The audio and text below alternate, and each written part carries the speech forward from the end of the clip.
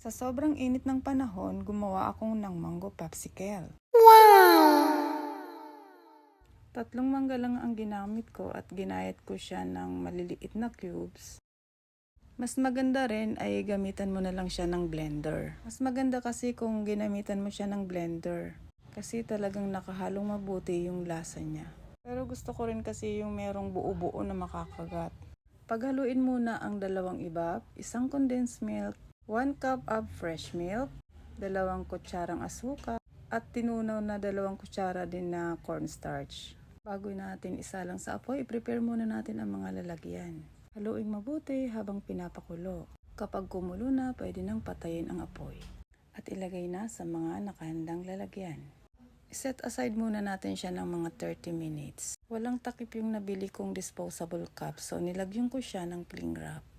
Kasi hindi magandang ilalagay mo siya sa freezer nang walang takip. Pagkatapos nilagyan ko siya ng butas sa gitna. At doon ko nilagay ang popsicle stick. Kapag stable na ang popsicle stick, ilagay na natin sa freezer. Mga overnight lang ay buo na yan. Pero pagbukas ko ng freezer, mukhang marami nang nabawas.